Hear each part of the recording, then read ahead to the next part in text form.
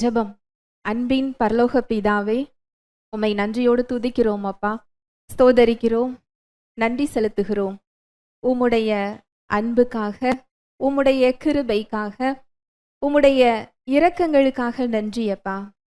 கடந்த வருடம் முழுவதும் எங்களை கண்ணின் மணி போல பாதுகாத்து வந்தீரப்பா. எத்தனையோ மறைவான வேடனுடைய கண்ணிகளுக்கு, பாழாக்கும் கொள்ளை நோய்களுக்கு, தீங்குகளுக்கு எங்களுடைய கால்களை, எங்களை நீர் தப்பு வைத்திருக்கிறீரப்பா. உமது கூடார மறைவில் ஒளித்து வைத்து கண்மலை மேல் எங்களை நீர் உயர்த்தி இருக்கிறீரப்பா. நன்றி செலுத்துகிறோம். நீர் செய்த நன்மைகள் ஏராளம், உம்முடைய கிருபை ஏராளம் தகப்பனே. தினம் தினம் உம்முடைய புது புது கிருபையினால் எங்களை நீர் திருப்தியாக்கி கொண்டிருக்கிறீர். உம்முடைய காருண்யம் என்னும் கேடகத்தினால் எங்களை நீர் சூழ்ந்து கொண்டுள்ளீரப்பா. நன்றி செலுத்துகிறோம். உம்முடைய வார்த்தையாகிய மன்னாவினால் அனுதினமும் எங்களை நீர் திருப்தியாக்கி கொண்டிருக்கிறீர், பலப்படுத்தி கொண்டிருக்கிறீர், விடுதலை கொடுத்து கொண்டிருக்கிறீரப்பா. நன்றி செலுத்துகிறோம். எங்களுக்கு என்ன என்ன தேவைகளோ எல்லாவற்றையும் சிலுவையில் செய்து முடித்திருக்கிறீர். இந்த சத்தியத்திற்கு நேராக வழி நடத்தி கொண்டிருக்கிறீர். தடைகளை, மனக்கடினத்தை இயேசுவின் நாமத்தினாலே அப்புறப்படுத்துகிறேன். வார்த்தையாக நீர் கடந்து வருகிறதற்காய் நன்றி. உம்முடைய வார்த்தையை நீர் அற்புதங்களினாலும் அடையாளங்களினாலும் உறுதிப்படுத்துகிறதற்காய் நன்றி செலுத்துகிறேன். என்னை முழுமையாக அர்ப்பணிக்கிறேன். இயேசுவின் மூலம் ஜெபிக்கிறேன் நல்ல பிதாவே, ஆமேன். Price the Lord. ஹல்லேலூயா. நன்றி இயேசுவே. அனைவருக்கும் இயேசு கிறிஸ்துவின் இனிதான நாமத்துல புத்தாண்டு தின நல்வாழ்த்துக்கள். கடந்த வருடத்துல எத்தனையோ பாதைகளை நம்ம கடந்து வந்திருக்கலாம்.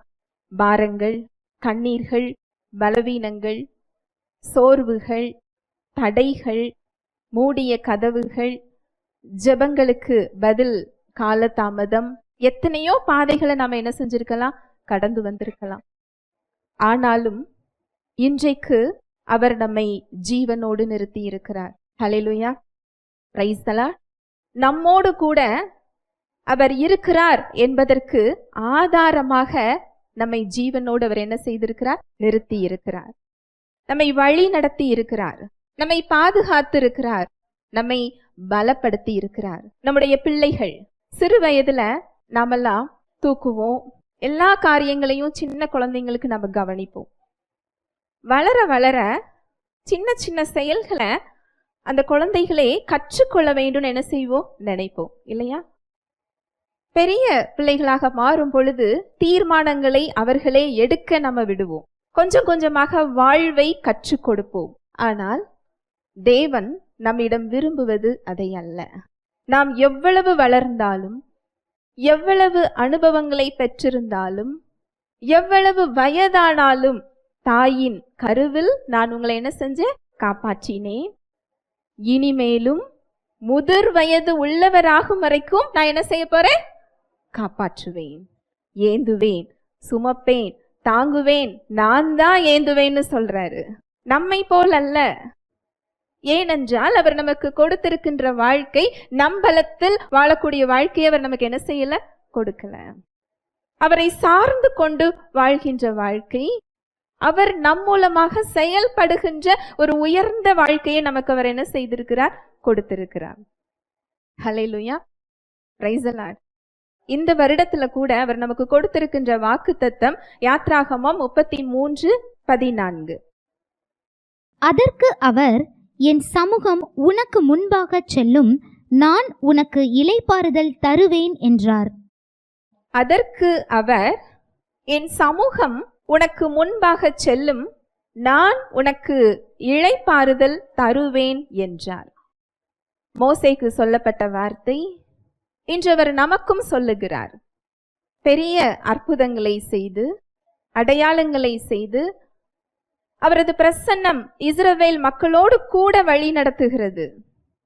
பகலில் மேக ஸ்தம்பமாக, இரவில் அக்கினி ஸ்தம்பமாக, அனுதினமும் தேவ தூதர்களின் உணவை அவங்க என்ன செய்யறாங்க, சாப்பிடுகிறார்கள்.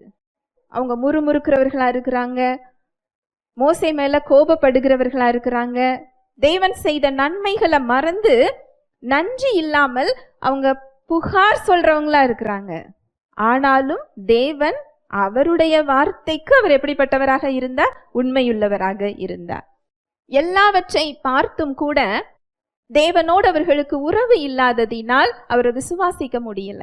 அங்க சீனாய் மலையில மோசே அந்த கற்பலகைகளை வாங்கி கொண்டு வருகிற வரைக்கும் கூட அவங்களால என்ன செய்ய முடியல? பொறுத்து கொள்ள முடியல, காத்திருக்க முடியல. தங்களுக்கு ஒரு பொன் கன்றுக்குட்டிய தங்கத்தினால என்ன செய்யறாங்க. அப்பொழுது சொல்லப்பட்ட வார்த்தை தான் இது. உங்க முன்னாடி ஒரு தூதனை அனுப்பி உங்களுக்கு என்ன தேவையோ அதை நான் செய்கிறேன், நான் உங்க நடுவில் என்ன செய்ய போறது இல்லை, வரப்போகிறது இல்லை. இதை கேட்ட உடனே ஜனங்கள் எல்லாம் துக்கத்துல அழுகிறார்கள். மோசே சொல்றாரு, வாசிக்கலாம், யாத்ராகமம் 33:13. உம்முடைய கண்களில் இப்பொழுது எனக்கு கிருபை கிடைத்ததானால் நான் உம்மை அறிவதற்கும் உம்முடைய கண்களில் எனக்கு கிருபை கிடைப்பதற்கும் உம்முடைய வழியை எனக்கு அறிவியும், இந்த ஜாதி உம்முடைய ஜனமென்று நினைத்தருளும் என்றார். உம்முடைய கண்களில் இப்பொழுது எனக்கு கிருபை கிடைத்ததானால் நான் உம்மை அறிவதற்கும் உம்முடைய கண்களில் எனக்கு கிருபை கிடைப்பதற்கும் உம்முடைய வழியை எனக்கு அறிவியும், இந்த ஜாதி உம்முடைய ஜனம் என்று நினைத்தருளும். அங்கு மோசே தேசத்தை கேட்கல, ஆசீர்வாதத்தை கேட்கல, வெற்றியை கேட்கல. அவர் என்ன கேட்கிறாரு? உம்மை நாங்கள் அறிந்து கொள்ள வேண்டும், நான் அறிந்து கொள்ளணும், உம்மை நான் அறிந்து கொண்டு உம்முடைய வழியை நான் என்ன செய்யணும்? தெரிந்து கொள்ள வேண்டும். ஹல்லேலூயா, பிரைஸ் தி லார்ட். அதற்கு தேவன் சொல்லுகின்ற பதில் யாத்ராகமம் 33:14. அதற்கு அவர், என் சமூகம் உனக்கு முன்பாக செல்லும், நான் உனக்கு இளைப்பாறுதல் தருவேன் என்றார். என் சமூகம் என்பது தேவன் முன்பாக செல்லுவது. நான் உனக்கு முன்பாக என்ன செய்கிறேன்? செல்லுகிறேன், உனக்கு நான் இளைப்பாறுதல் தருகிறேன். நீ பயப்பட வேண்டியது இல்லை, கலங்க வேண்டியது இல்லை, சோர்ந்து போக வேண்டியது இல்லை, திகைக்க வேண்டியது இல்லை. நான் என்ன செய்கிறேன்? இளைப்பாறுதல் தருகிறேன். அப்படி என்றால் மோசே, நீ தனியாக போக வேண்டியது இல்லை, உனக்கு முன்னாடி நான் போறேன். நீ தனியாக எதிர்கொள்ள வேண்டியது இல்லை, நான் உனக்கு பதிலாக என்ன செய்கிறேன்? செயல்படுகிறேன். உனக்கு முன்பாக மாத்திரம் இல்லை, உனக்குள்ளேயும் நான் என்ன செய்கிறேன்? இளைப்பாறுதல் தருகிறேன். ஹல்லேலூயா, பிரைஸ் தி லார்ட். இன்றைக்கு இதே வார்த்தையை அவர் நமக்கு கொடுத்திருக்கிறார், கிறிஸ்துவுக்குள் கொடுத்திருக்கிறார். நீங்க தனியாக எதிர்கொள்ள போவது இல்லை, நீங்கள் தனியாக போராட போவது இல்லை, நீங்க தனியாக நடந்து போகிறது இல்லை. நான் உங்களுக்கு பின்னாடி வருபவராக இல்லை, நான் உங்களுக்கு முன்னாடி செல்றேன்னு சொல்றாரு. எதற்காகன்னு சொன்னா, தடைகளை நீக்குகிறதற்கு, கோணலானவைகளை செவ்வையாக்குகிறதற்கு, கரடு முரடானவைகளை நேராக்குவதற்கு, சமமாக்குவதற்கு, மூடிய கதவுகளை திறப்பதற்கு, தயவுகளை உண்டாக்குவதற்கு, அவருடைய திட்டத்தை நம்மிடத்தில் செயல்படுத்துவதற்கு, நமக்கு பின்னால் வருபவராக இல்லை, நமக்கு முன் செல்பவராக இருக்கிறார். Hallelujah, praise the Lord. இன்றைக்கு அவர் எப்படி முன்னால் செயல்படுகிறவராக இருக்கிறார், எப்படி அதை நம்ம அனுபவிக்க முடியுங்கிறத தான் நம்ம தியானிக்க போறோம். ஆபிரகாமோட வாழ்க்கையை நீங்க எடுத்துக்கொண்டீங்க அப்படின்னு சொன்னா, ஆபிரகாம் தேவனை அறியும் முன்பதாகவே தேவன் அவருக்கு அங்க அழைப்பை கொடுக்கிறார். அப்பொழுதே அவருடைய வாழ்க்கையில முன்னதாக என்ன செய்ய ஆரம்பிச்சிட்டாரு? செயல்பட ஆரம்பித்து விட்டார். அவர் செல்லும் திசை, அவருக்கான நோக்கம், அவருக்கான எதிர்காலம், இதுல எல்லாம் தேவன் என்ன செய்ய ஆரம்பிச்சாரா? செயல்பட ஆரம்பித்தார். அங்கு ஆபிரகாம் எதுவுமே செய்யல, அவருடைய செயல்களின் காரணமா இல்ல. அங்கு அவருக்கு வாக்கு தத்தத்தை கொடுக்கிறார். நான் உன்னை ஆசீர்வதித்து உன்னை பெருகவே பெருக பண்ணுவேன், நீ மற்றவர்களுக்கு எப்படி இருப்ப? ஆசீர்வாதமாய் இருப்பாய். அவருக்கு முன்னால் சென்ற ஆசீர்வாதத்தை அவர் உருவாக்குகிறார். அவரோடு ஒரு உடன்படிக்கை செய்கிறார். அந்த உடன்படிக்கையிலையும் ஆபிரகாமை அவர் இணைத்துக் கொள்ளவில்லை. அந்த உடன்படிக்கையை தன் மீது அவர் என்ன செய்து கொள்ளுகிறார்? நிலைநிறுத்தி கொள்ளுகிறார். அந்த விலங்குகளின் நடுவே அவர் மட்டும் தனியாக கடந்து செல்றார். ஆபிரகாம கூட அவர் என்ன செய்யல? சேர்த்து கொள்ளல. அப்படி என்றால் அங்கு ஆபிரகாம் என்ன தவறினாலும் அதனுடைய பொறுப்பு யாருடையது?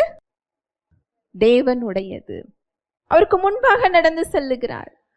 அவருக்கு ஒரு வாக்குத்தத்தத்தை கொடுக்கிறார். உன்னை சபிக்கிறவர்களை நான் சபிப்பேன், உன்னை ஆசிர்வதிக்கிறவர்களை நான் ஆசிர்வதிப்பேன்.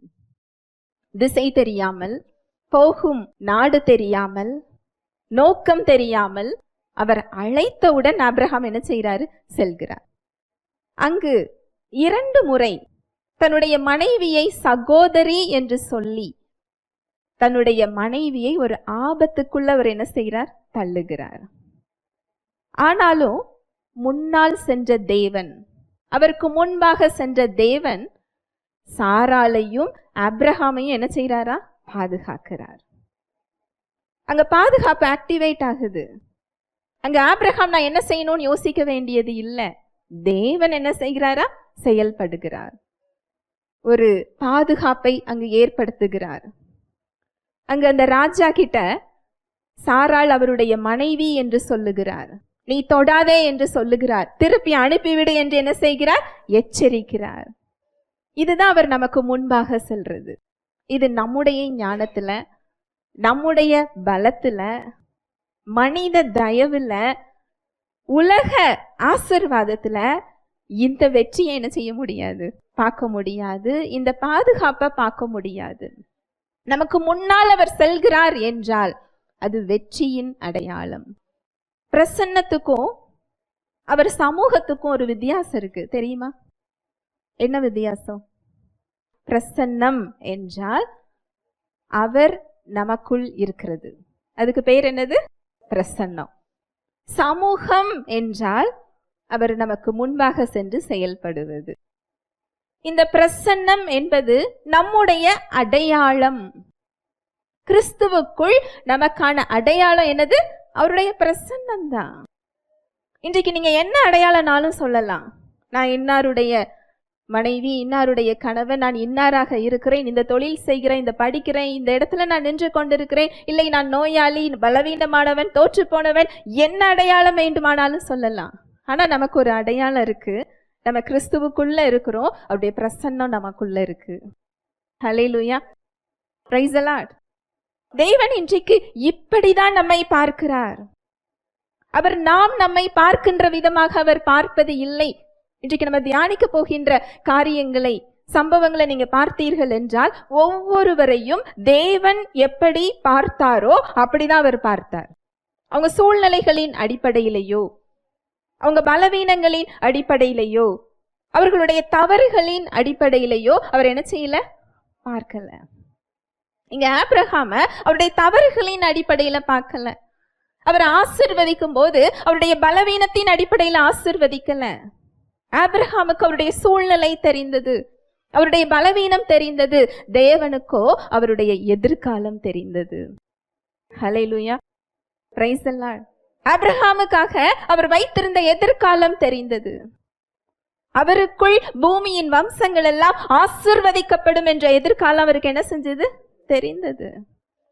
எப்படி பிரசன்னம் என்பது நம்முடைய அடையாளமோ அதுபோல அவருடைய சமூகம் முன் செல்றது வெற்றியின் அடையாளம்.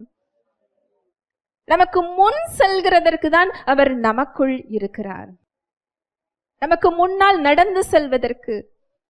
அதனாலதான் அவருடைய வார்த்தை சொல்லுகிறது, என் சமூகம் உனக்கு முன்பாக செல்லும். எந்த சூழ்நிலையா இருந்தாலும் சரி. மோசே ஒரு நன்மையான திட்டம் அவருக்கு மாத்திரம் இல்லை, இன்றைக்கு ஒவ்வொரு தேவ பிள்ளைகளுக்கும் அவர் ஒரு நன்மையான திட்டத்தை வைத்திருக்கிறார். அது நீங்க உங்களுக்கு போட்டுக்கொண்ட திட்டத்தை காட்டிலும் உயர்ந்தவைகள். அது நன்மைக்கு ஏதுவானவைகளை தவிர அவை தீமைக்கு ஏதுவானவை அல்ல. அது சமாதானத்துக்கு ஏதுவானவைகள். பூமிக்கும் வானத்திற்கும் எவ்வளவு தூரம் வித்தியாசம் இருக்கோ அவ்வளவு உயரம் நாம் நமக்கு வைத்திருக்கின்ற திட்டத்திற்கும் அவர் நமக்கு வைத்திருக்கின்ற திட்டத்திற்கும். ஹல்லேலூயா, பிரைஸ் தி லார்ட். மோசேயை தன்னுடைய திட்டத்திற்கு அழைக்கிறார். பார்வோனிடம் சென்று சொல்லுகிறார், என்னுடைய ஜனங்களை என்னை ஆராதிக்க அனுப்பிவிட சொல். இதை விட இதுல இன்னொரு விசேஷம் என்ன அப்படின்னு சொன்னா, மோசே பிறக்கிறதுக்கு முன்னாடியே இந்த திட்டம் தயாராகிவிட்டது. அப்பொழுதுதான் தயாரான திட்டம் இல்லை. மோசே பிறக்கும் பொழுது 3 மாதம் மோசேயுடைய தாய் ஒளிச்சு வைத்து பாதுகாக்கிறாங்க. அதுக்கு மேல அவங்களால என்ன செய்ய முடியல, பாதுகாக்க முடியல. தேவன் அவரை எங்க வளர்த்தார் தெரியுமா? யார் எபிரேய குழந்தைகளை கொல்ல வேண்டும் என்று சட்டம் போட்டிருந்தாரோ அவருடைய அரண்மனையிலேயே மோசே இளவரசனாக என்ன செய்யப்பட்டாரா, வளர்க்கப்பட்டார்.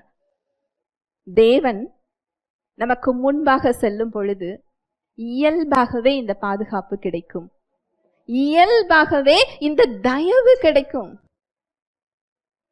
தேவ பிள்ளைகளோட வாழ்க்கையில எடுத்து பார்த்தீங்கன்னா அந்த ஒவ்வொரு சூழ்நிலைகளும் தற்செயலா நடந்தது போல தெரியும். இது தற்செயல் அல்ல, தேவனுடைய திட்டத்தில் ஒரு பகுதி, அவரை நியமித்திருந்த ஒரு பகுதி. மோசே பெரியவராகிறார். பார்வோனிடத்தில் அவர் போகச் சொல்லுகிறார். மோசே காரணம் சொல்றாரு, எனக்கு என்ன செய்ய தெரியாது, பேச தெரியாது. வாயை உண்டாக்கினவர் யார்? வாயை உண்டாக்குனாரு? கர்த்தர் தான், தேவன் தான். வாயை உண்டாக்குன எனக்கு உனக்கு பேச வைக்க தெரியாதா? நான் எப்படி போக முடியும்? பார்வோன்ட்ட போறதுக்கு நான் எம்மாத்திரம் உம்முடைய ஜனங்களை உம்மை ஆராதிக்க அனுப்ப சொல்வதற்கு பார்வோன்ட்ட போய் பேசுறதுக்கு நான் எம்மாத்திரம்? ஏனென்றால் அந்த காலத்துல எகிப்து சின்ன நாடுலாம் கிடையாது, அது ஒரு பெரிய நாடு. உலகத்திலேயே இராணுவ பலமிக்க, செழிப்பு மிக்க, வலிமை வாய்ந்த ஒரு நம்பர் 1 நாடு அது. கிட்டத்தட்ட இப்போ உள்ள அமெரிக்கா மாதிரின்னு வச்சுக்கோங்களேன். அந்த ராஜா கிட்ட போய் அவர் அடிமையாக வைத்திருக்கின்ற, வேலை வாங்குகின்ற, அவருக்கு ஆதாயம் கொடுத்து கொண்டிருக்கிற ஒரு ஜனக்கூட்டத்தை நீ வெளியே விடுன்னு சொன்னா அவர் வெளியே விடுவாரா? இல்ல அப்படி சொல்லிட்டு அவரால் வர முடியுமா? அததான் மோசே கேட்கிறார். அப்படி சொல்றதுக்கு நான் ஏமாத்திரம்?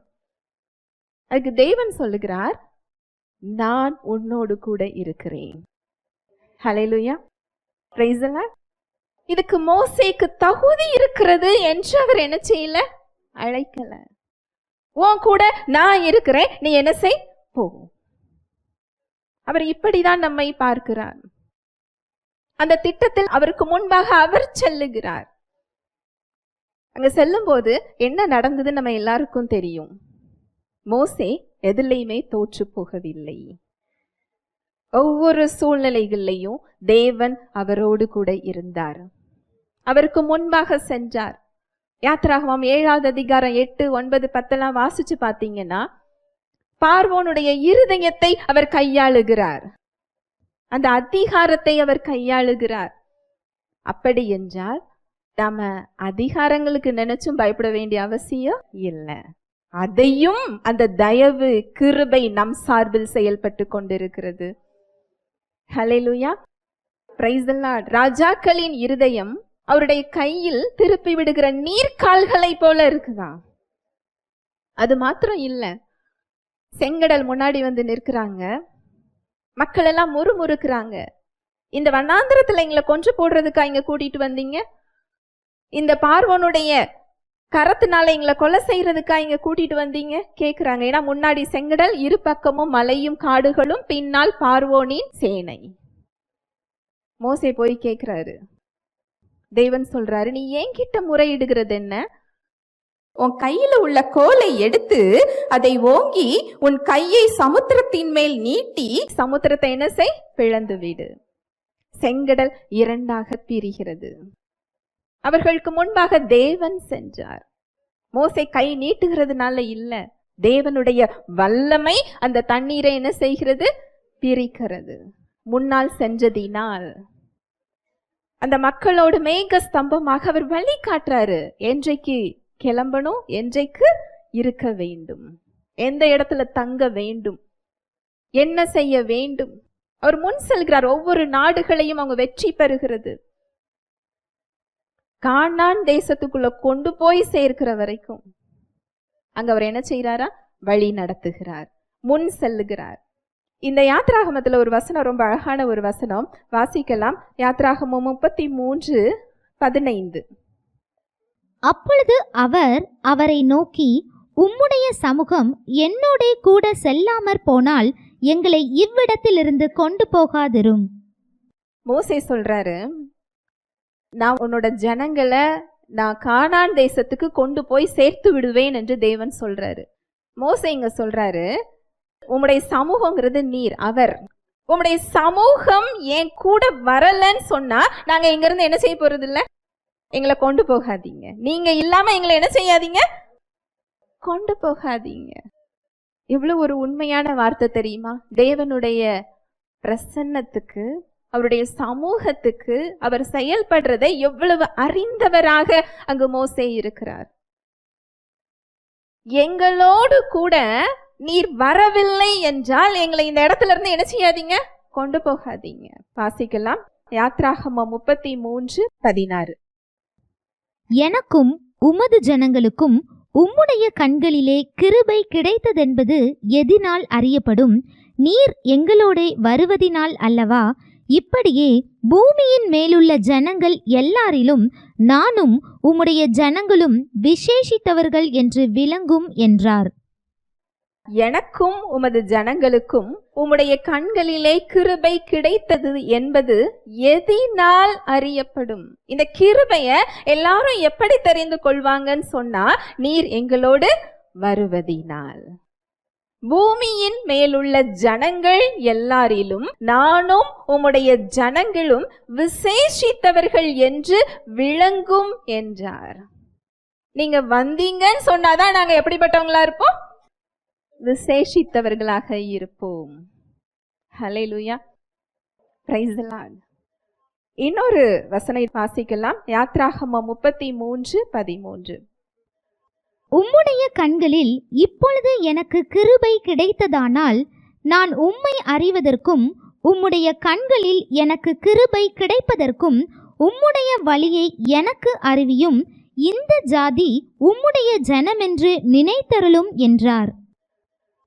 இங்க மோசே தேசத்தை கேட்கல, வெற்றியை கேட்கல, ஆசீர்வாதத்தை கேட்கல. அவர் என்ன கேட்கிறார் அப்படின்னு சொன்னா, உம்மை அறிவதற்கும் உம்முடைய கண்களில் எனக்கு கிருபை கிடைப்பதற்கும் உம்முடைய வழியை எனக்கு அறிவியும். உம்மை அறிவதற்கு மோசே கேட்கிறது, தேவனை அறிவதற்கு கிருபையை கேட்கிறார். இன்றைக்கு இந்த கிருபை கொடுக்கப்பட்ட இடத்துல நாம என்ன செஞ்சுக்கிட்டு இருக்கிறோம், நின்று கொண்டிருக்கிறோம். எனக்கு அந்த வெற்றி வேண்டாம், என் முன்னாடி நீங்க என்ன செய்யணும், போக வேண்டும். நீர் இல்லாமல் நான் போக போறது இல்லை.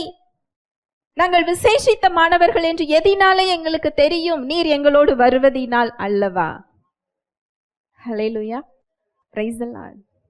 இவ்வளோ பெரிய வெற்றியை பார்த்தவர் அந்த வெற்றியின் மூல ஆதாரம் யார் என்பதை அவர் அறிந்திருந்தார். அவர் இல்லாமல் போக முடியாது. அவர் முன்னாடி சென்றால் தடைகள் அகலுவது நிச்சயம். வனாந்தரத்தில் வழி உண்டாவது நிச்சயம். அவாந்தர வழியில் ஆறுகள் உண்டாவது நிச்சயம். இதெல்லாம் சாத்தியம். எப்போன்னு சொன்னா, அவர் நம்ம முன்னாடி செல்லும் பொழுது. தாவீது ராஜா அபிஷேகம் பண்ணப்பட்ட உடனே அவர் அரியணையில் என்ன செய்யல, ஏறல. எல்லாரும் அவரை ஒரு ஆடு மேய்க்கிற சிறுவனா பார்த்தாங்க. தேவன் அவரை எப்படி பார்த்தாரா, ராஜாவாக பார்த்தார். நம்முடைய சூழ்நிலைகள் நம்ம பெற்றுக்கொள்றதை என்றைக்கும் தீர்மானிக்கிறது இல்லை. நம்ம கூட யார் இருக்கிறார், அவர் நம்ம முன்னாடி சென்று கொண்டிருக்கிறாரா, நம்ம இதுல கவனிச்சா போதும். மோசே போல உங்களை அறிகிறதற்கு, அந்த கிருபை எனக்கு கிடைக்கிறதற்கு, நீங்க என் கூட வருகிறதுனால தான் நான் விசேஷித்தமானவன், இந்த ஜனங்கள் விசேஷித்தமானவர்கள். இந்த அறிவு நமக்கு இருந்தா போதும். நமக்கு தேவன் என்ன அடையாளம் கொடுத்திருக்கிறாரோ அந்த அடையாளத்துல நம்மளால என்ன செய்ய முடியும், செல்ல முடியும். ஹல்லேலூயா, பிரைஸ் தி லார்ட். அங்கு அபிஷேகிக்கப்படுகிறார். தாவீது ராஜா ஆடுமைக்கு சென்று விடுகிறார். சகோதரர்களுக்கு உணவு கொடுக்க செல்லுகிறார். கோலியாத் அங்கு இஸ்ரவேல் இராணுவத்தோடு சவால் விட்டு கொண்டிருக்கிறார். இதை கேட்டு எல்லாரும் ஓடி ஒளிஞ்சுக்கிட்டு இருக்கிறாங்க. என் கூட யாரு சண்டை போட்டு ஜெயிக்கிறீங்களோ அவர்களுக்கு நானும் என் தேசமும் அடிமை. நீங்க தோற்று போய்விட்டீர்கள் என்றால் நீங்களும் உங்க தேசமும் எங்களுக்கு அடிமை. இதை கேட்டு ஓடும்போது தாவீது ஒருவர் மாத்திரம் நின்று இவனை கொன்றால் என்ன கிடைக்கும்? அவரோட ஆட்டிடியூடே அங்க வித்தியாசமா இருக்கும். அவருடைய சகோதரர்கள் அவரை வேண்டான்னு சொல்லுவாங்க. உன்னோட திமிர், இருதயத்தின் அகங்காரம் எனக்கு தெரியும்னு சொல்லி அவரை என்ன செய்யறாங்க? கோபமூட்டுறாங்க, வருத்தப்பட வைக்கிறாங்க. ஆனா இதை எதையுமே அவர் என்ன செய்யல, பார்க்கல. அவருடைய ஃபோக்கஸ் மாறவே இல்லை.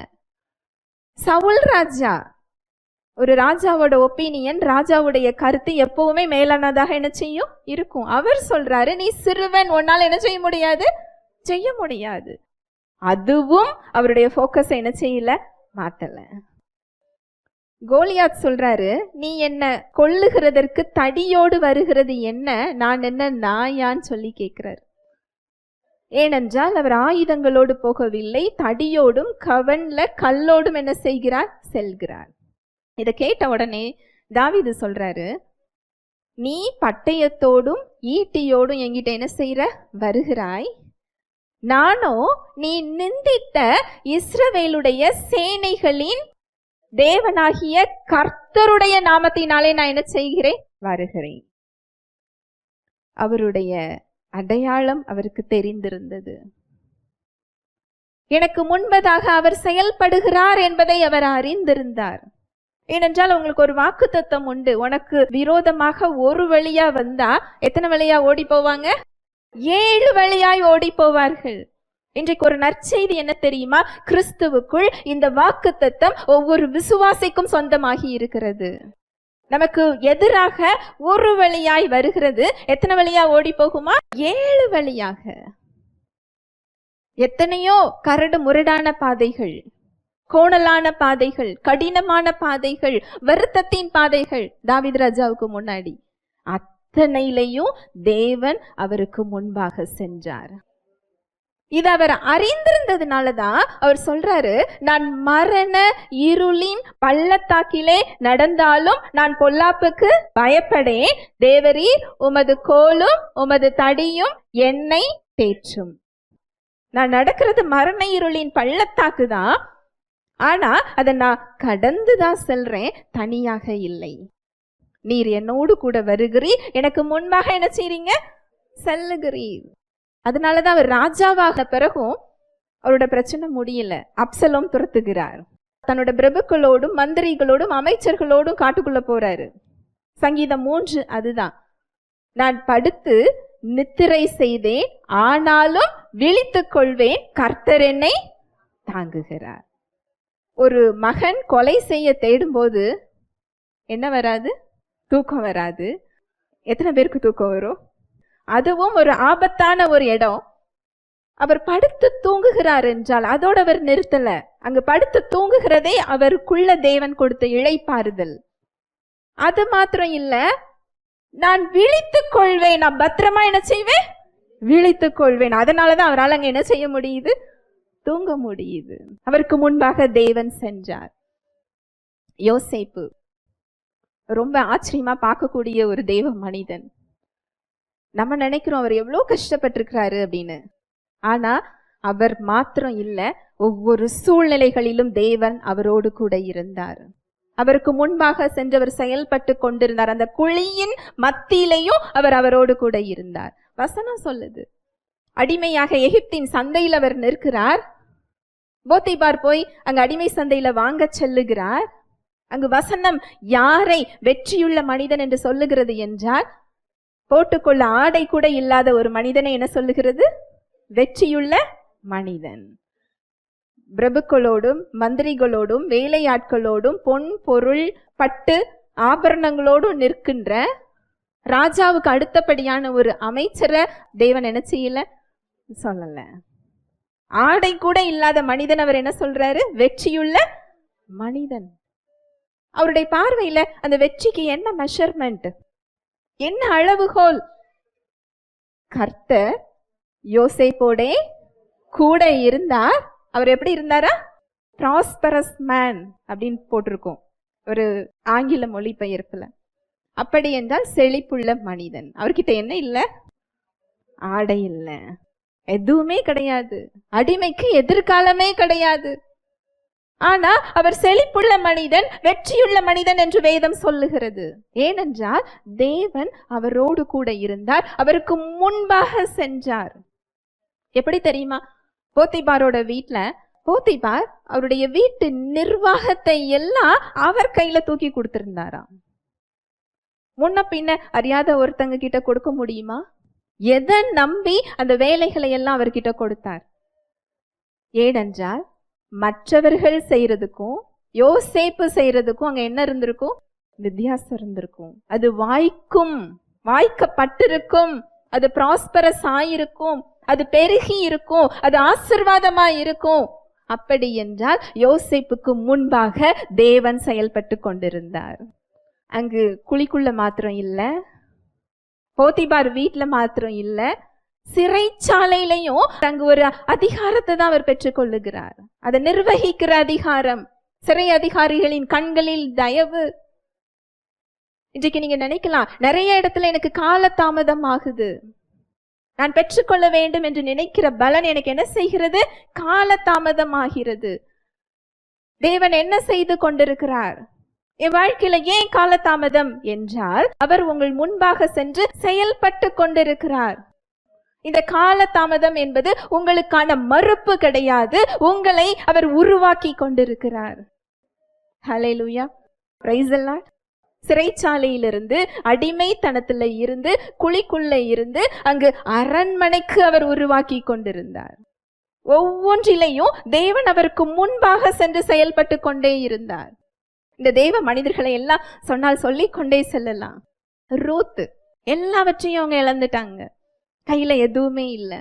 அவங்க செஞ்சது ஒன்னே ஒண்ணுதான், உம்முடைய ஜனங்கள் என்னுடைய ஜனங்கள், உம்முடைய தேவன் என்னுடைய தேவன். நல்ல பங்கை அவர் தெரிந்து கொண்டார். இல்லை என்றால் அவங்க இந்த சரித்திரத்துல என்ன செஞ்சிருக்க மாட்டாங்க, இடம் பெற்றிருக்க முடியாது. அவங்க செஞ்சது ஒன்னே ஒண்ணுதான், வேற எதுவுமே செய்யல. நல்ல பங்கை அவங்க என்ன செஞ்சுக்கிட்டாங்க? தெரிந்து கொண்டாங்க. உம்முடைய ஜனங்கள் என்னுடைய ஜனங்கள், உம்முடைய தேவன் என்னுடைய தேவன். அவங்க போவாசோட வயலுக்கு போறாங்க, வேலை தேடி போகல. என்ன தேடி போனாங்க தெரியுமா? அடுத்த வேலை உணவு தேடி, சாப்பாடு தேடி போறாங்க. வசனம் சொல்லுது தற்செயலாய் என்று சொல்லப்பட்டிருக்கு. ஆனா அது தற்செயல் அல்ல, தேவனுடைய தயவு, அவருடைய கிருபை அங்கு ரூத்துக்கு முன்னாடி சென்று செயல்பட்டு கொண்டிருக்கிறது. அங்கு போவாஸ் வருவதற்கு முன்னால் அந்த வயலை நிர்வகிக்கக்கூடிய அந்த நபர் ரூத்தை விரட்டி விட்டு இருந்திருக்கலாம். அங்க எப்படி போவாஸ் வருகிற வரைக்கும் அவங்களால அங்க நிற்க முடிந்தது? ஒரு தயவு. தேவன் அந்த தயவை என்ன செய்கிறார்? வெளிப்படுத்துகிறார். போவாஸ் கண்களில் தயவு. சரியான நேரத்துல சரியான நபர் சரியான இடத்துல கொண்டு வர்றது யாருதான் கொண்டு வர முடியும்? தேவனுடைய தயவு. அவர் உங்கள் முன்பாக நடந்து செல்லும் போது இயல்பாகவே வரும். நீங்க தேடி போக வேண்டியது இல்லை. நீங்க தேடி போனாலும் இப்படிப்பட்ட ஒரு நன்மை என்ன செய்யாது? கிடைக்காது. ஒரு வேளை சாப்பாட்டுக்கு போனாங்க, அந்த வயலுக்கும் போவாசோட சொத்துக்களுக்கும் என்ன செய்யறாங்க? எஜமானியா மாறுறாங்க. அது மாத்திரம் இல்ல, போவாசுடைய மனைவியாக மாறுகிறார். இதுதான் தேவன் அவருக்கு முன்பாக செயல்படுகிறது. அது மாத்திரம் இல்ல, ரூத் யார் தெரியுமா? தாவீது ராஜாவுக்கு பாட்டி. இயேசு கிறிஸ்துவோட வம்ச வழியில இடம் பெற்றிருக்கிறாங்க. ரூத்துக்கு என்ன எதிர்காலம் இருக்க முடியும் நினைக்கிறீங்க? எல்லாவற்றையும் இழந்து, தகப்பன் தேசம், தகப்பன் பெற்றவர்களை எல்லாம் விட்டு, கையில நகோமிக்கு எதுவுமே கிடையாது. தன் மாமியை பின்தொடர்ந்து அவங்க வர்றாங்க. எதிர்காலம் இல்லாத ஒருவர் அங்கு தலைமுறைகளுக்கும் ஆசீர்வாதமாக அவர் என்ன செய்கிறார்? மாறுகிறார். தேவன் உங்களுக்கு முன்பாக சென்றால் அது என்றைக்குமே உயர்வுதான். கிருபை என்பது என்ன தெரியுமா? நம்மை உயர்த்துகிற இடம். நம்மை உயர்த்துகிற இடம் அது. கிருபைங்கிறது நம்ம சம்பாதிச்சு பெறுகிற தயவு இல்லை. இதுல நான் சொன்ன தேவ மனிதர்கள் யாருமே சம்பாதிச்சு பெற்றுக்கொண்ட தயவு இல்லை. அவங்க பிறக்கிறதுக்கு முன்னாடியே அந்த திட்டம் உருவாக்கப்பட்டது. அவங்க செஞ்சதுனால அந்த தயவையும் வெற்றியையும் ஆசீர்வாதத்தையும் உயர்வையும் அவங்க பார்க்கல. அவர்கள் முன்பாக கடந்து சென்றார். அவர் அங்கு செயல்பட்டார். அந்த வெற்றியை அவங்க என்ன செஞ்சாங்க? பார்த்தாங்க. கிருபை அப்படிங்கிறது உயர்வு. இன்றைக்கு ஆவியில மரிச்சிருந்த நம்மை இயேசு கிறிஸ்து என்ன செஞ்சிருக்கிறாரு? உயிர்ப்பித்திருக்கிறார். அவர் உயிர்ப்பித்திருக்கிறது மாத்திரம் இல்ல, புதிய ஆவியை கொடுத்து, தேவ சாயலை கொடுத்து, அவரது பரிசுத்தத்தை கொடுத்து, அவரது நீதியை கொடுத்து, பரிசுத்த ஆவியானவர் என்றென்றைக்கும் தங்கும் உறைவிடமாக நம்மளை என்ன செஞ்சிருக்கிறாரா? மாற்றி இருக்கிறார். எவ்வளவு பெரிய உயர்வு இல்லையா? இன்றைக்கு நம்ம தேவ மனிதர்கள் இவங்களோட வாழ்க்கையில எல்லாம் பார்த்தா ஒவ்வொரு வாக்கு தத்தம் அவங்களுக்கு கொடுக்கப்பட்டிருக்கும். இது எல்லாவற்றையும் இன்றைக்கு நமக்கு சொந்தமாக்கி கொடுத்திருக்கிறார். கிறிஸ்துவுக்குள் இவை எல்லாம் நமக்கு ஆம் என்றும் ஆமேன் என்றும் என்ன செய்யப்பட்டிருக்கு? கொடுக்கப்பட்டிருக்கு. இயேசு கிறிஸ்துவின் இரத்தத்தினால் அவற்றிற்கு தேவன் ஆம் என்று கையொப்பமிட்டு இருக்கிறார். நீங்க ஆமேன் சொல்லி அதை பெற்றுக்கொள்றது மாத்திரம்தான் நம்முடைய பங்காக இருக்கிறது. ஹல்லேலூயா, பிரைஸ் தி லார்ட். உயர்வு எந்த இடத்துல நீங்க நின்று கொண்டு இருக்கிறீங்களோ அந்த இடத்துல உங்களை உயர்த்த கிருபை செயல்பட்டு கொண்டிருக்கிறது.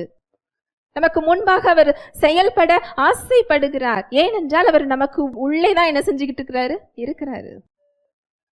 அவர் செயல்பட ஆசைப்படுகிறார். நாமும் ஆசைப்படுகிறோம். அப்புறம் ஏன் அது நடக்கல? எல்லாருக்கும் ஆசைதான். தேவன் நம்ம முன்னாடி என்ன செய்யணும்? போகணும்னு ஆசை. தேவனுக்கும் ஆசைதான் நம்ம முன்னாடி என்ன செய்யணும்? போகணும். ஏன் அது நடக்கல? மறுபடி வாசிக்கலாம். யாத்ராகமம் 33:13. உம்முடைய கண்களில் இப்பொழுது எனக்கு கிருபை கிடைத்ததானால் நான் உம்மை அறிவதற்கும் உம்முடைய கண்களில் எனக்கு கிருபை கிடைப்பதற்கும் உம்முடைய வழியை எனக்கு அறிவியும். இந்த ஜாதி உம்முடைய ஜனம் என்று நினைத்தருளும் என்றார். உம்முடைய கண்களில் இப்பொழுது எனக்கு கிருபை கிடைத்ததானால் நான் உம்மை அறிவதற்கும். மோசே எதுக்கு முக்கியத்துவம் கொடுக்கிறாரு? உம்மை நான் என்ன செய்யணும்? அறியணும். நல்லா பாருங்க, மோசே கூட அவர் முகமுகமா பேசுறாரு. நம்ம எல்லாம் அனுபவங்களை இன்று தேடுகிறோம். நம்மளுடைய சரீரத்துல பிசிக்கலா நான் ஒரு சந்தோஷத்தை பெறணும், ஒரு சமாதான என் சிந்தனைக்குள்ள வந்துடணும், என்னோட சரீரத்துல அந்த உணர்வுகள் தேவன் என்னோடு கூட இருக்கிறதை நான் உணர வேண்டும் என்று நம்ம நிறைய ஆராதனைகளை விரும்புகிறோம். ஆராதனை தப்பில், அது தேவை. ஆவியோடும் உண்மையோடும் அவரை என்ன செய்யணும்? தொழுது கொள்ளணும். அதெல்லாம் தேவை. ஆனா இந்த அனுபவங்களை காட்டிலும் அதிக அனுபவங்களை பெற்றவர் மோசே. அவரோடு முகமுகமாய் பேசுகிறார். அவர் கையை நீட்டினா செங்கடல் என்ன செய்து பிரிகிறது. மேக ஸ்தம்பமாக அந்த பிரசன்னம் அவர்களோடு கூட நடந்து செல்லுகிறது, வழி காட்டுகிறது. ஆனா மோசே கேட்கிறது எதை கேட்கிறாரு? உம்மை நான் என்ன செய்யணும்? அறியணும். வாசிக்கலாம். எரேமியா 9:23. ஞானி தன் ஞானத்தை குறித்து மேன்மை பாராட்ட வேண்டாம், பராக்கிரமன் தன் பராக்கிரமத்தை குறித்து மேன்மை பாராட்ட வேண்டாம், ஐஸ்வர்யவான் தன் ஐஸ்வர்யத்தை குறித்து மேன்மை பாராட்ட வேண்டாம். ஞானி தன் ஞானத்தை குறித்து மேன்மை பாராட்ட வேண்டாம். ஞானி என்ன செய்யக்கூடாதா? தன்னோட ஞானத்தை குறித்து என்ன செய்யக்கூடாதா? மேன்மை பாராட்டக்கூடாதா? பராக்கிரமன் தன் பராக்கிரமத்தை குறித்து என்ன செய்யக்கூடாதா? மேன்மை பாராட்ட வேண்டாமா? ஐஸ்வர்யவான் தன் ஐஸ்வர்யத்தை குறித்து என்ன செய்யக்கூடாதா? மேன்மை பாராட்ட வேண்டாம். நம்ம கிட்ட எது ஸ்பெஷலா இருக்கோ அதை வச்சு தானே மேன்மை பாராட்டுவோம் இல்லையா?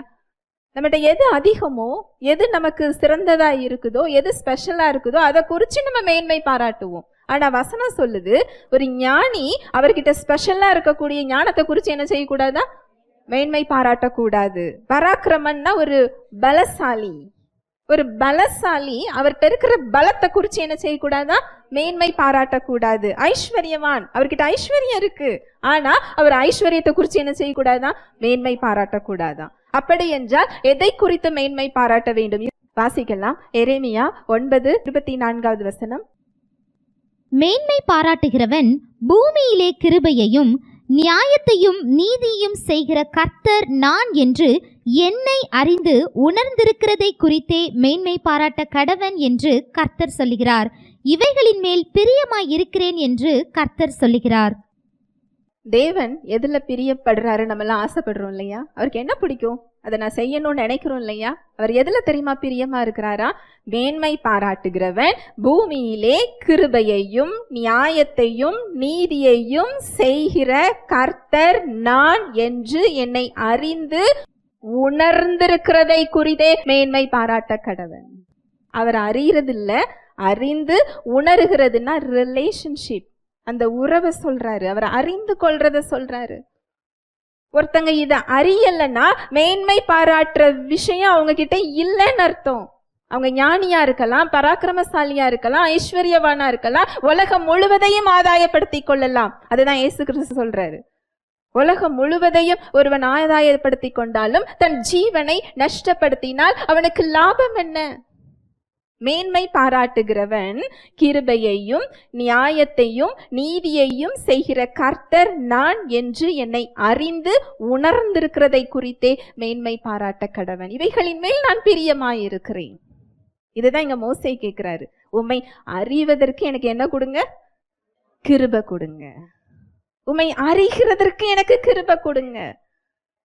உங்க கண்கள்ல எனக்கு தயை கிடைத்ததானால், ஏற்கனவே அவருக்கு கிருபை கிடைச்சிருக்குதே, அவர் இன்னொரு கிருபையை எதை கேட்கிறார்? ஒரு முறை கிடைத்த கிருபை அல்ல, தினம் தினம் புது புது கிருபையில நான் நிலைத்து நிற்க வேண்டும். அந்த கிருபையில நிலைச்சு நிற்கிற அனுபவம் வேண்டும் என்று சொல்லுகிறார். அதனாலதான் நானும் என் ஜனங்களும் விசேஷித்தமானவர்கள் என்று இந்த உலகம் என்ன செய்து கொள்ளும்? அறிந்து கொள்ளும். இன்றைக்கு அவர் நமக்குள்ள இருக்கிறாரு. அன்றைக்கு மோசே எந்த கிருபையை கேட்டாரோ, எந்த பிரசன்னத்தை அவர் கேட்டாரோ, அந்த பிரசன்னம் இன்றைக்கு நாம் கேட்காமலேயே நமக்குள்ள என்ன செஞ்சுக்கிட்டு இருக்கு? இருந்து கொண்டிருக்கிறது. இதுதான் நம்ம சம்பாதிக்காத தயவு. நம்ம இதை செய்யறதுக்கு எதையுமே நம்ம என்ன செய்யல, இதை பெற்றுக்கொள்றதுக்கு எதையுமே நம்ம செய்யல. நம்ம சம்பாதிக்காத ஒரு கிருபை, நாம் கேட்காத ஒரு கிருபை, இலவசமாக கொடுக்கப்பட்ட ஒரு கிருபை. உலகத்தை படைத்தவர், தேவ மனிதர்கள் ஆசைப்பட்ட அந்த பிரசன்னம் அன்றைக்கு மேக ஸ்தம்பமாக, அக்கினி ஸ்தம்பமாக, ஆசரிப்பு கூடாரத்துல உடன்படிக்கை பெட்டியில இருந்த பிரசன்னம் இன்றைக்கு ஒவ்வொரு விசுவாசியின் ஆவியில் இருக்கிறது. ஹல்லேலூயா, பிரைஸ் தி லார்ட். இந்த பிரசன்னம் எப்படி நமக்கு முன்பாக சென்று நடந்து செல்ல போகுது? எப்படி செயல்பட போகுது? நான் அவரை அறிகிற அறிவினால். இதுதான் தேவன் இன்றைக்கு விரும்புகிறார். இன்னைக்கு நீங்க எத்தனை தடை, எத்தனை பிரச்சனைகள், எத்தனை சூழ்நிலைகள் சோர்ந்து போயிருந்தாலும் உங்களுக்கு முன்னாடி சிலவர் காத்து கொண்டிருக்கிறார். அவர் வெளியே இல்ல, தூரமா இல்ல, உங்களுக்கு பின்னால் வருகிறவராக இல்ல, உங்களுக்குள் இருந்து கொண்டிருக்கிறார். முதலாவது செய்ய வேண்டிய காரியம் அவரை அறிகிற அறிவு. நிறைய பேர் எங்க கிட்ட வருவாங்க, பிரச்சனைகள் நிஜம், எல்லாருக்கும் பிரச்சனைகள் உண்டு, பிரச்சனை இல்லாதவங்க கிடையாது. ஒவ்வொருவருக்கும் ஒவ்வொரு விதமாக இருக்கும். அந்த பிரச்சனைக்கு மத்தியில நாங்க சத்தியத்தை அனுப்புவோம். சுவிசேஷம் சொல்லி, தேவனுடைய அன்பை சொல்லி, விடுதலையை சொல்லி அவங்களுக்கு சுவிசேஷத்தை அனுப்பி கேட்க சொல்லுவோம். அவங்களுடைய கவனம்லாம் எதுல இருக்கும் தெரியுமா? நான் ஒரு பிரச்சனையை சொல்றேன், எனக்கு ஜெபிச்சு அது சரியாகிறதுக்கு இவங்க வழிய சொல்லாம எதையோ அனுப்பி என்ன கேளுன்னு சொல்றாங்களே. ஏனென்றால் அவரை அறிகிற அறிவை அவர் விரும்புகிறார். அதை நீங்க அறிஞ்சுக்கிட்டீங்கன்னா என்ன நடக்கும் தெரியுமா? உங்க அடையாளத்தை நீங்க தெரிந்து கொள்வீங்க. கிறிஸ்துவுக்குள்ளான உங்க அடையாளத்தை நீங்க என்ன செய்து கொள்வீங்க? தெரிந்து கொள்வீங்க. தாவீது ராஜா நல்லா யோசிச்சு பாருங்க. ஒரு சிறுவன், ராஜாவாக அவர் இன்னும் வரவில்லை, போர் அனுபவம் கிடையாது. அங்க கோலியாத்தை பார்த்து எல்லாரும் ஒளிஞ்சு ஓடும் போது அவர் என்ன சொல்றாரு? நீ ஈட்டியோடும் கேடகத்தோடும் வருகிறாய், நானோ நீ நிந்தித்த இஸ்ரவேலுடைய சேனைகளின் தேவனுடைய கர்த்தராகிய நாமத்தினால நான் வருகிறேன். அவரது அடையாளத்தை அவர் தெரிந்திருந்தார். யோசேப்பு அவரது அடையாளத்தை தெரிந்திருந்தார். யோசேப்பு குழிக்குள்ள விழுந்திருக்கலாம், சிறைச்சாலையில இருக்கலாம், போத்திபார் மனைவியினால அநியாயமா குற்றம் சாட்டப்பட்டிருக்கலாம். ஆனா இதுக்கு மத்தியில அவர் எந்த இடத்துலையும் அவர் அழுது புலம்பினார் என்று வேதம் என்ன செய்யல, சொல்லல. அவர் துக்கமுகமாய் இருந்தார்னு சொல்லி எந்த இடத்துலயும் என்ன செய்யல, சொல்லல. மாறாக அவர் இருக்கிற இடத்துல எல்லாருக்கும் ஒரு ஆசீர்வாதமாக என்ன செஞ்சார்? இருந்தார். சிறைச்சாலையில துக்கமுகமா இருந்தவங்க கிட்ட போய், இன்னைக்கு ஏன்பா நீ துக்கமுகமா இருக்க, ஏன்பா இன்னைக்கு அழுதுகிட்டு இருந்தேன்னு சொல்லி கேட்டாராம். அவர் கேட்டது கல்யாண வீட்டுல கேட்கல, எங்க கேட்டாரு? சிறைச்சாலையில. அப்படி என்றால் அந்த சிறைச்சாலையை அவர் எவ்வாறு வைத்திருந்தார்? சந்தோஷமாக வைத்திருந்தார். அவரது அடையாளம் என்னங்கிறது அவருக்கு தெரிந்திருந்தது. இவங்கெல்லாம் அந்த அடையாளத்துல நின்னதுனால, அடையாளம்னா என்ன? தேவன் அவர்களை குறித்து சொன்ன வார்த்தையை நம்பி நிற்பது. அவங்க அடையாளத்தின்படி அதை நம்பினதுனால் அவங்களால அந்த இளைப்பாறுதலுக்குள்ள போக முடிஞ்சது. இன்னைக்கு மோசேக்கு தேவன் கொடுத்த வார்த்தை அதுதான், என் சமூகம் உனக்கு முன்பாக செல்லும், நான் உனக்கு இளைப்பாறுதல் தருவேன். நான் உனக்கு முன்னாடி போய் தடைகளை வெற்றியாக்குறது மாத்திரம் இல்லை, உன் சார்பில் நான் செயல்படுறது மாத்திரம் இல்லை, மூடிய கதவுகளை திறக்கிறது மாத்திரம் இல்லை, நான் உனக்குள்ளேயும் நான் என்ன கொடுப்பேன்? இளைப்பாறுதல்.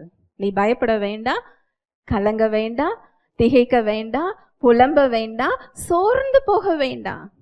நான் உனக்கு முன்னாடியும் செயல்பட போறேன், உனக்குள்ளேயும் செயல்பட போறேன். ஹல்லேலூயா, பிரைஸ் தி லார்ட். இளைப்பாறுதல்னா என்ன? நம்ம பலத்துல செயல்படாம தேவனுடைய பலத்துல நிற்கிறது. நம்ம அடையாளத்துல இருக்காம கிறிஸ்துவுக்குள்ள நமக்கு கொடுத்த அடையாளத்துல நிற்கிறது. இது எல்லாமே அவரை தெரிந்து கொண்டால் மாத்திரமே நம்மளால அதை விசுவாசிச்சு அந்த இடத்துல நிற்க முடியும். அன்றைக்கு இஸ்ரேல் ஜனங்களை பார்த்து அங்க அவர் சொல்றாரு, இன்றைக்கு கர்த்தர் உங்களுக்கு செய்யும் ரட்சிப்பை பாருங்கள், இன்று கண்ட எகிப்தியனை நீங்க ஒருபோதும் காண மாட்டீங்க. நீங்க தரித்து நின்று அவர் செய்யற ரட்சிப்பை பாருங்க. ஏனென்றால் யுத்தம் உங்களோடது இல்லை, யுத்தம் கர்த்தருடையது. இந்த விசுவாசம் எப்ப வரும்னு சொன்னா அவரை அறிந்திருந்தால் மாத்திரமே.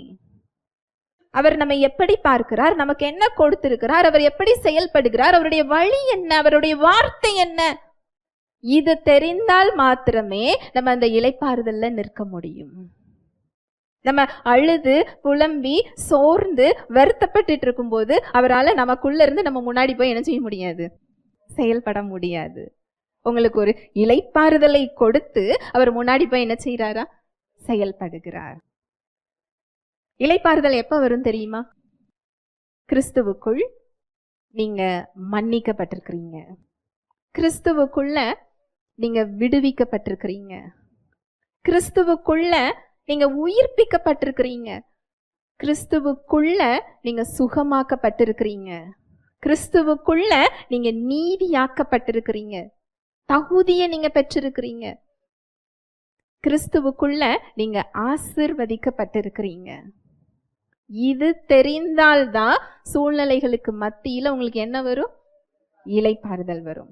இல்லை என்றால் தேவன் என் மேல கோபமா இருக்கிறாரா, என்கிட்ட பேசுவாரா, நான் நிக்கிற இடம் புரியுமா, எனக்கு எதிராக நிற்கிறாரா, யார் சார்பில் அவர் நின்று கொண்டிருக்கிறார், இந்த கேள்விகள் எல்லாம் நமக்கு என்ன செய்யும்? பயத்தையும் குழப்பத்தையும் கவலையையும் போராட்டத்தையும், இல்லை என்றால் இதை சம்பாதிக்கிறதுக்கு நான் என்ன செய்யணும்னு நம்முடைய சுயத்தையும் அது கொண்டு போய் என்ன செய்யும்? விடும். இன்றைக்கு விசுவாசிகளோட நிலைமை எப்படிதான் இருக்குது? இந்த கேட்டகரியில தான் இருக்குது. ஏனென்றால் அடையாளம் தெரியவில்லை, ஏனென்றால் அவரை அறியக்கூடிய அறிவை பெறுவதற்கு விருப்பம் இல்லை, நேரம் இல்லை. என்ன இல்லை? நேரம் இல்லை.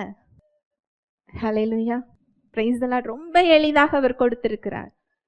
நம்ம பார்த்த தெய்வ மனிதர்கள் எல்லாம் அவங்க கடந்து வந்த சூழ்நிலைகளை அவங்க தனியா கடந்து வரல, அவங்க பாரத்தோடும் கடந்து வரல. நீங்க சங்கீதங்களை எடுத்து வாசிச்சு பாருங்க, அந்த பிரச்சனைகளோட தாக்கத்தை தாவீது ராஜா சொல்லுவாரு. ஆனா முடிக்கும் போது, கர்த்தர் எனக்கு நன்மை செய்தபடியால் அவரை நான் என்ன செய்வேன்? பாடுவேன், துதிப்பேன், என்னை அவர் ரட்சித்து மீட்டு கொண்டார், நான் சபை நடுவில் சாட்சியாக நிற்பேன். அந்த பிரச்சனையை சொல்லிட்டு உடனே எடுத்தவர் எதுக்கு வர்றாரு? அவர் செஞ்ச நன்மை, அவருக்கு பெற்றுக்கொள்ள போகிற பலன்களை நான் பெற்றுக்கொண்டேன் என்று நன்றி சொல்ல ஆரம்பிப்பார். அவர் காலத்துல இயேசு கிறிஸ்து என்ன செய்யல? வரல. அவர் காலத்துல அபிஷேகம் வெளியில தான் இருந்தது, உள்ளுக்குள்ள என்ன செய்யல? இல்ல.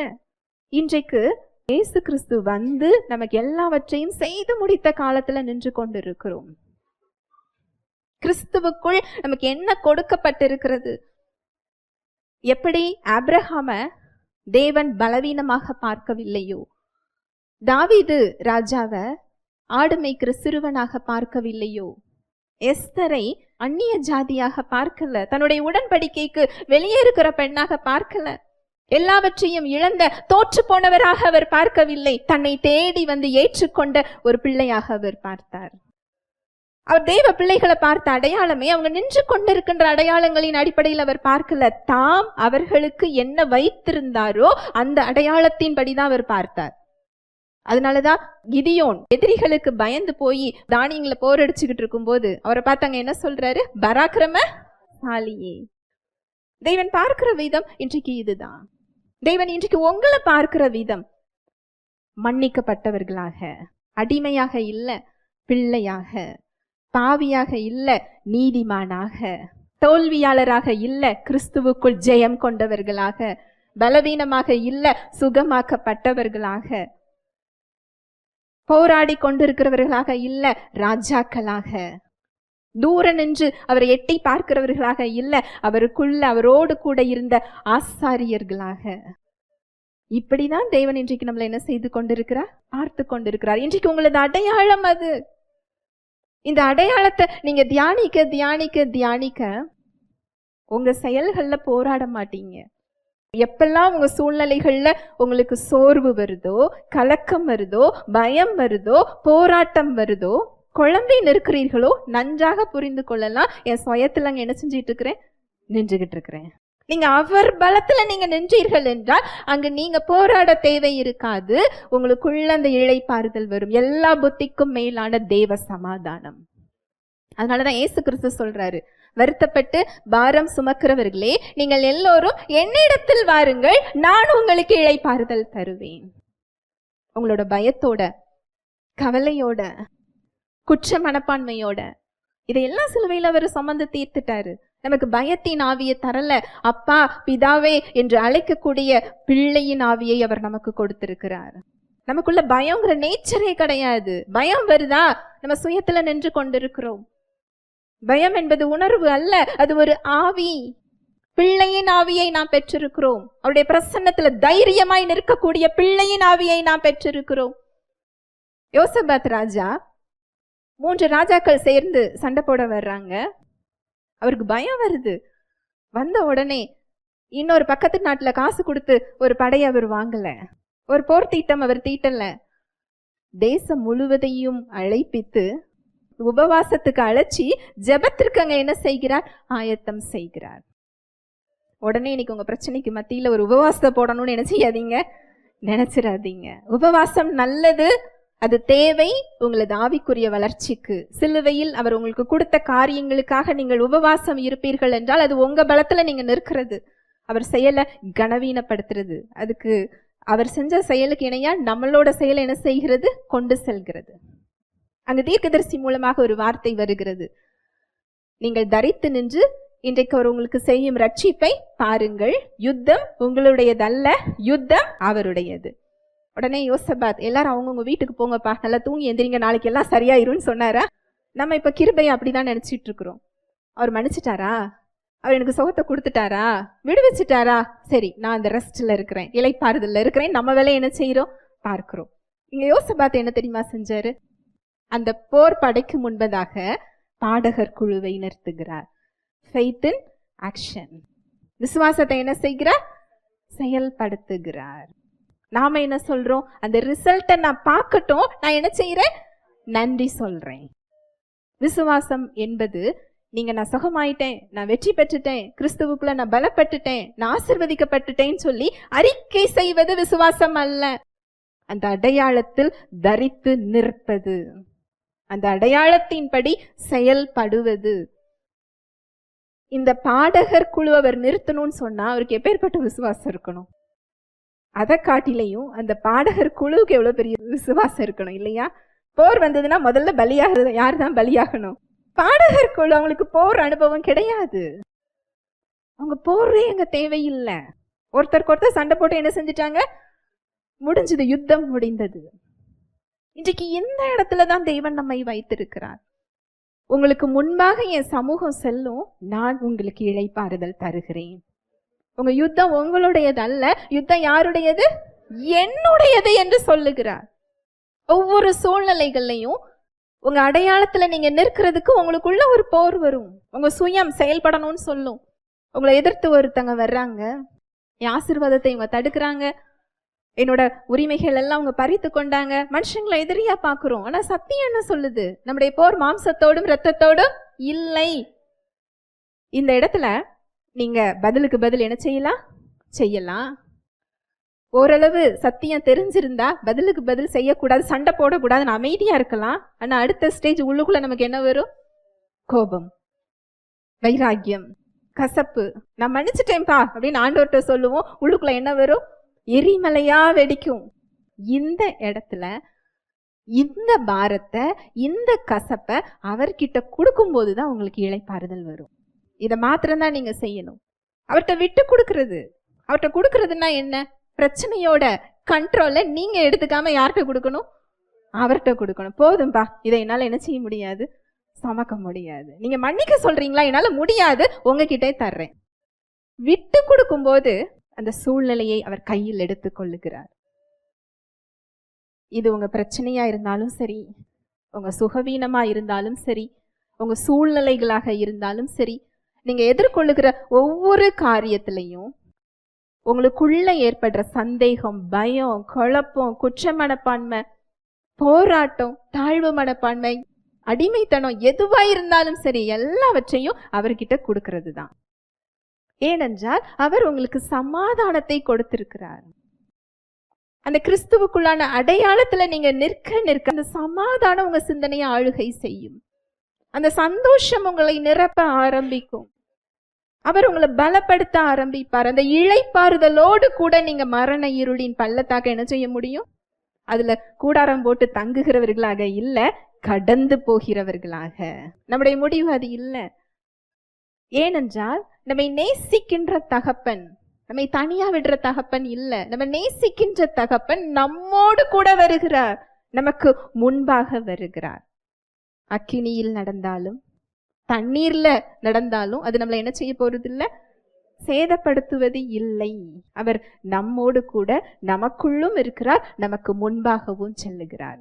நமக்கு முன்பாக சென்று தடைகளை நீக்குகிறார், மூடிய கதவுகளை திறக்கிறார், தயவை உண்டு பண்ணுகிறார், சரியான நபர்களை, சரியான சூழ்நிலைகளை, சரியான காரியங்களை வாய்க்க செய்கிறார். நமக்குள்ளும் அவர் என்ன செய்யறாரா? இளைப்பாறுதல் தருகிறார். உங்க எல்லைகளை விரிவாக்குகிறார். இன்னைக்கு நீங்க என்ன இடத்துல இருந்தாலும் சரி, குடும்பத்துல இருக்கலாம், தொழில இருக்கலாம், வேலை செய்யலாம், படிக்கலாம், ஊழியத்துல இருக்கலாம், எல்லா இடத்துலையும் உங்க எல்லைகளை விரிவாக்க அவர் விரும்புகிறார். ஒன்னே ஒண்ணுதான், அவர் முன்னாடி செல்றதுக்கு நான் என்ன செய்யணும்? அறிந்து கொள்ளணும், அடையாளத்துல நிற்கணும், நம்முடைய பிரச்சனைகளை அவர் கையில என்ன செய்யணும்? கொடுக்கணும். நம்ம கண்ட்ரோல் என்ன செய்யக்கூடாது? எடுக்கக்கூடாது. ஹல்லேலூயா, பிரைஸ் தி லார்ட். ஜெபிக்கலாம். அன்பின் தகப்பனே, உம்மை நன்றியோடு துதிக்கிறோம் அப்பா, ஸ்தோத்தரிக்கிறோம், நன்றி செலுத்துகிறோம். உம்முடைய அன்புக்காக, உம்முடைய கிருபைக்காக, உம்முடைய இரக்கங்களுக்காக நன்றி அப்பா. நீ தந்த உம்முடைய வாக்குத்தத்தங்களுக்காக, வார்த்தைகளுக்காக, சத்தியத்திற்காக நன்றி செலுத்துகிறோம் அப்பா. உம்முடைய கிருபை எங்களை உயர்த்துவதற்காக கொடுக்கப்பட்டிருக்கிறது. நாங்க எந்த இடத்துல இருந்தாலும் உம்முடைய கிருபை எங்களை உயர்த்துகிறது. நீர் எங்களுக்குள்ளும் இருக்கிறீர், எங்கள் முன்பாகவும் நீர் நடந்து செல்லுகிறீர். தடைகளை நீக்குவதற்கு, கோணலானவைகளை செவ்வையாக்குவதற்கு, கரடு முரடானவைகளை சமமாக்குவதற்கு, தயவை உண்டு பண்ணுவதற்கு, எங்களை பலப்படுத்துவதற்கு, வழிகளை உண்டு பண்ணுவதற்கு, உம்முடைய திட்டத்தில் எங்களை அழைத்து செல்வதற்கு உம்முடைய சமூகம் எங்களுக்கு முன்பாக செல்லுகிறது. எங்களுக்கு நீர் இளைப்பாறுதல் கொடுக்கிறீர். நன்றி செலுத்துகிறோம் அப்பா. எங்களை நீர் பலப்படுத்துகிறதற்காக, உம்முடைய சமாதானத்தினால், சந்தோஷத்தினால், உம்முடைய அன்பினால், உம்முடைய நீதியினால் எங்களை நீங்க நிரப்புகிறதற்காய் நன்றி செலுத்துகிறோம் தகப்பனே. வந்திருக்கிற ஒவ்வொரு சகோதர சகோதரிகளையும் நம்முடைய கரத்துல தருகிறேன். அவங்க என்ன தேவையில வந்தார்களோ அவர்களுக்கு ஏற்ற மன்னாவை நீர் கொடுத்ததற்காக நன்றி. அவர்களோடு நீர் பேசியதற்காக, இடைப்பட்டதற்காக நன்றி. பலப்படுத்தியதற்காக நன்றி. தடைகளை நீக்கி போடுகிறவர் அவர்கள் முன் செல்கிறதற்காக நன்றி. அவர்கள் சிந்தனைகள்ல இளைப்பாறுதலை நீர் கொடுக்கிறதற்காக நன்றி. அவங்க செய்வதெல்லாம் வாய்க்க செய்கிறதற்காய் நன்றி. உம்மை அறிகிற அறிவில் நிலைத்திருக்கிறதற்காய், நாளும் வளர்கிறதற்காய், உடைய அடையாளத்தில் நிலைத்து தரித்து நிற்கிறதற்காய் நான் நன்றி செலுத்துகிறேன் அப்பா. கிறிஸ்துவுக்குள் முற்றிலும் ஜெயம் கொள்ளுகிறவர்களாய் அவர்களை நீங்க பலப்படுத்துகிறதற்காய் நன்றி. வாழ்நாளெல்லாம் நன்மையும் கிருபையும் உங்களை பின்தொடரும், நீங்கள் செய்வதெல்லாம் வாய்க்கும் என்ற வார்த்தையின்படி இயேசுவின் நாமத்தினாலே ஒவ்வொருவரையும் நான் ஆசிர்வதிக்கிறேன். தேவ அன்பு, தேவ வாழ்வு, தேவ சமாதானம் ஒவ்வொருவரது சிந்தனைகளையும் இருதயத்தையும் கிறிஸ்து இயேசுக்குள்ளாய் காத்து கொள்கிறதற்காய் நன்றி செலுத்துகிறேன். இயேசுவின் மூலம் ஜெபிக்கிறேன் நல்ல பிதாவே, ஆமேன்.